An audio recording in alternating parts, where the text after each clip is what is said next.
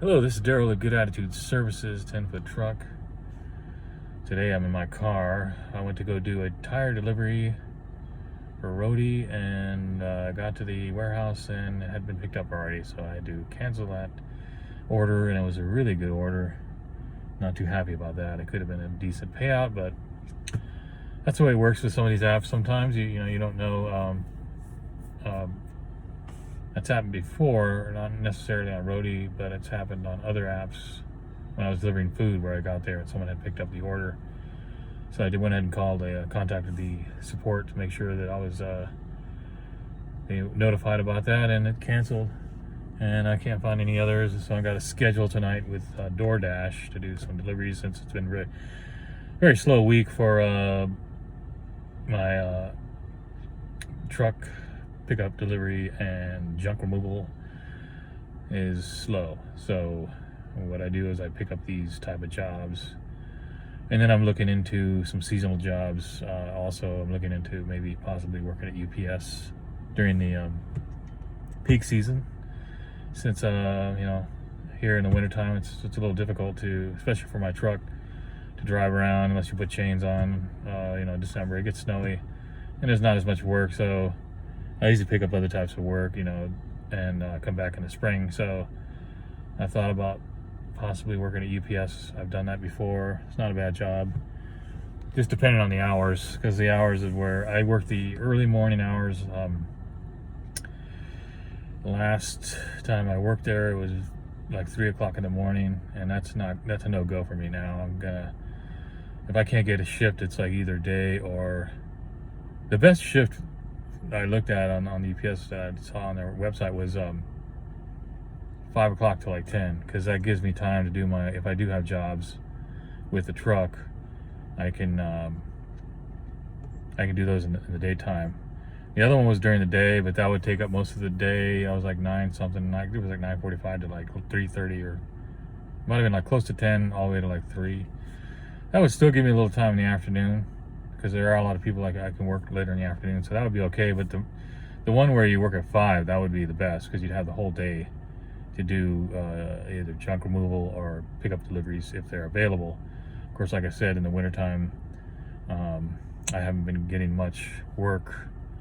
Usually the work goes up to about November, and then around Christmas time you're not going to see much work, at least around here. And then of course it snows, and then it's just too icy. I could put chains on the truck because I have just a rear wheel drive, and I just don't want to deal with that. It's too dangerous for me. I'd rather just wait. It's only about 2 months of snow around here. Heavy snow for like December and January, but you get light snow in February, but not that bad. They clear the roads pretty good. So yeah, I thought about UPS. I don't want to work at Amazon, because I've heard, I don't know, it just seems to me like I'd prefer to get a part-time job that gives me some time if I do get jobs. I don't want to give up and miss out on jobs with the truck. So if I looked at the Amazon jobs they have, and most of them seem like they're full-time, and I'm not really looking into that career path. The only reason I looked at UPS is because it is part-time, and it gives you, and I've worked there before, and it gives you all, I used to have like 2 or 3 jobs, because it gives you opportunity to do different things during the day. And I prefer that, because I'm really not all about sticking to one place, one building. To me, I'd rather just work. Even back then, I worked for like 6 years, just 2 or 3 different part-time jobs, and it worked into full-time, but I didn't have to go to I didn't have to be stuck at the same place for the whole day. That just always bothered me. That's just me. Some people like that. I just don't like being in the same building. And then they had, of course, driver positions. I just didn't want to be I didn't really particularly, I was interested in the driving positions. I just wanted to be in the warehouse. So even though they do pay good, it's just the drivers there, they worked a lot of hours, and I had other things going on. I didn't really want to I'd rather just split up my time.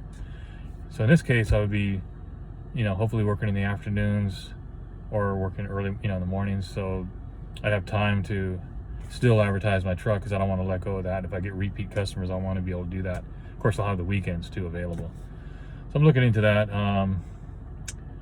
And of course, right now I'm just doing the apps, but they're kind of slowing down a bit, and you're burning up your car and all that kind of stuff. So I thought, well, maybe I should just go, because I think the UPS is only it's only a few miles from my house. I mean, it's like 3 or 4 miles, I think. So I wouldn't be burning up the car too much commuting there. I don't want to have to commute too far away if I'm going to do one of those jobs. I want to be close to home, so I'm getting through that application process. Hopefully that'll work. If it doesn't, I'll continue to do the apps and look for something else. I know it's getting competitive again, I think, for jobs, because the economy is slowing down a bit, so it's not going to be as easy to go out and just get a job like it was in the past. And then, of course, like the services, like my services have slowed down quite a bit. And also what I wanted to talk about is I did have some calls this week, but they're like, I don't have a system, like a lot of these companies have, where you can, you have a form on your website you can fill out. It'll ask you questions, and you fill, what the items are, and pictures and stuff, and you put it on a form. The form will be sent to you.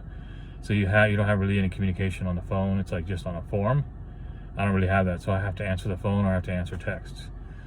And I've had to deal with, what I call red flags. And I can go back to way back when I was just doing moving labor. I was working with a guy, and he told me about that. He said, ask questions, get all the information you possibly can, as much information about that job before you go there, because a lot of times it'll be very vague, and then you'll end up going to a job that's just a complete nightmare, or it's just not going to work, or the price doesn't work. So he taught me that, and I've learned that over the years of getting, asking all the questions of like where the location is, what the items are. Is it a sleeper sofa? Is it a recliner? Is it upstairs? How's the parking?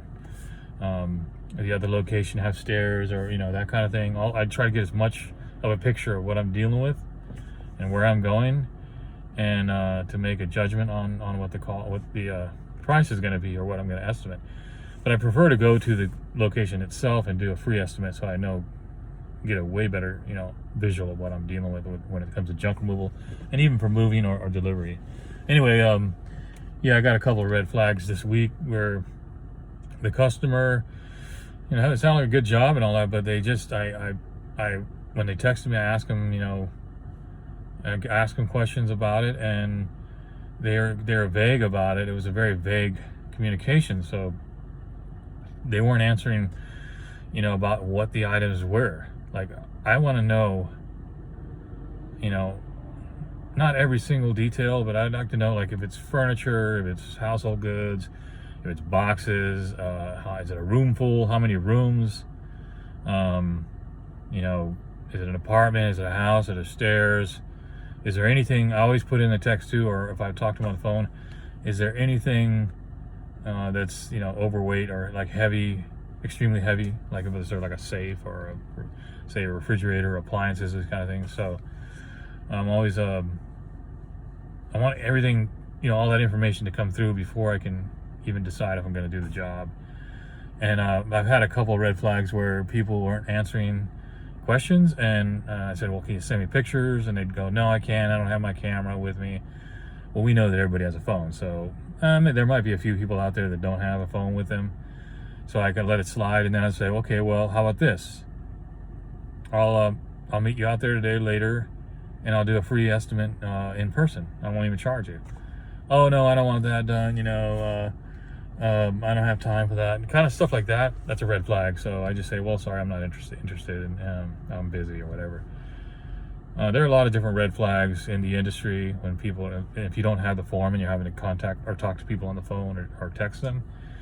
But that's the one red flag that always that's the one that sticks out the most for me, is when they're not, they're being very vague. They're not answering the questions. They're just kind of being vague. And that means, to me, there's something hidden. Like they don't really want to, maybe there's something within that delivery or that removal that they know is going to be cost more if they mention it. So maybe they think it could let it slide. Like, if I show up, well, I'll do that anyway. That kind of thing. So I prefer to have all the details up front as much as I can. I know some people can't, they don't have the time to give all the details of the job. I understand that, but you know, you could at least take a quick snapshot, send me the picture, or better yet, if I'm in the region, you know, I prefer to go out there and do you know, a in-house estimate, looking at it from, you know, visually, so I can really get an idea what the load's going to be like and how much I'm going to charge. So I have to. That's always important. So when you're communicating with people, to get all the information. And someday I'll probably end up getting some kind of website where it's a form that they fill out, you know, and they fill in the date and time and all that onto the website, so that I can see that information. Because I don't know how that works. I've never had that, but I do see that on websites. Now, of course, I want to be straightforward too, as much as possible, how I'm going to be pricing it if they give me the information.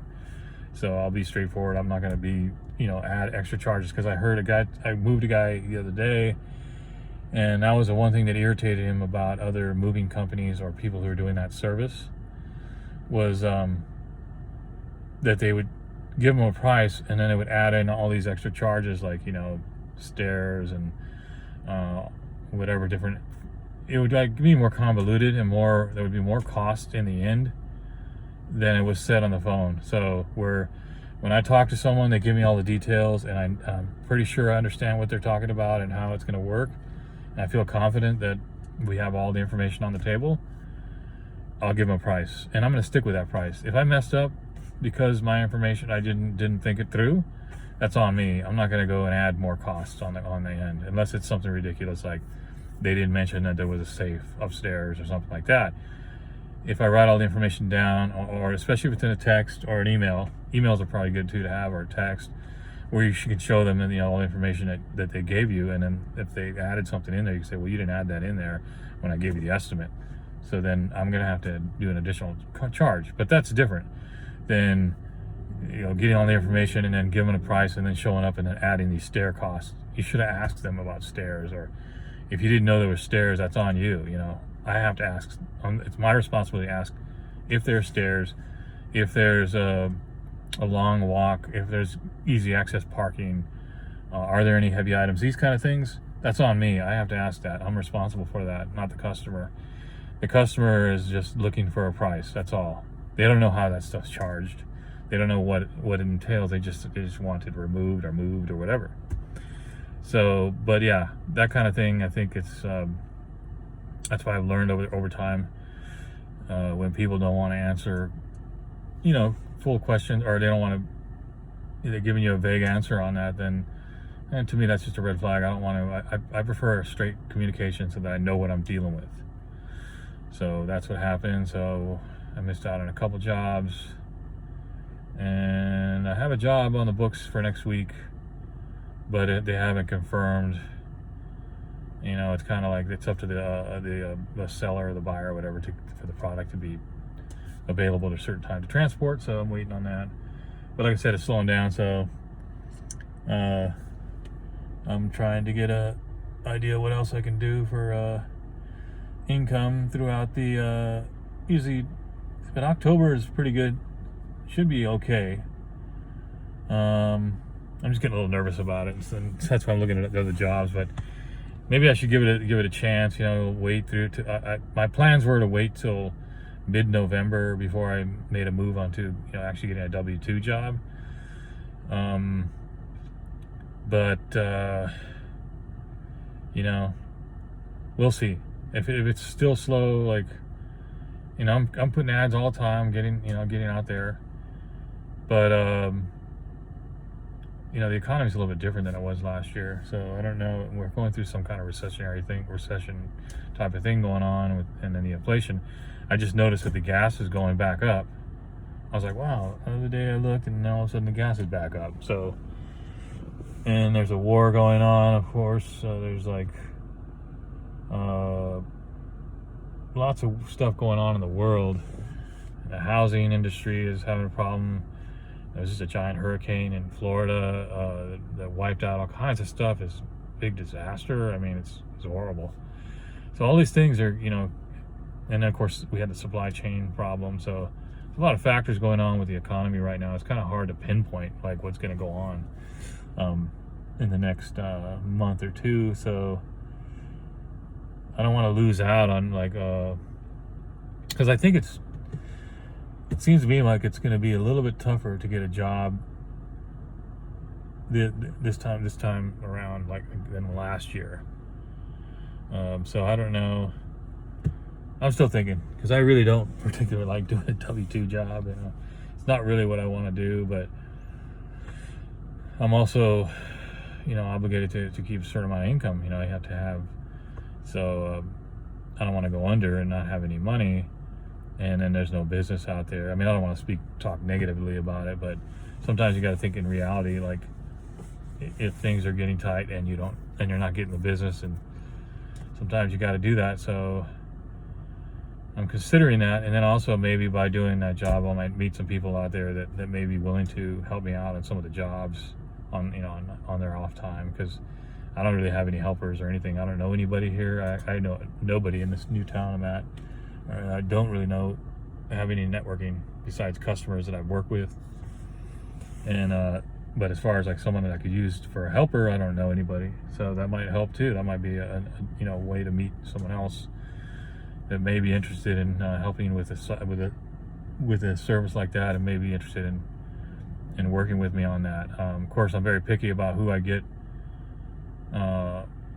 when it comes to a helper, because in the past I've had some situations that kind of really messed up my reviews and messed up my my reputation as when I was doing moving labor.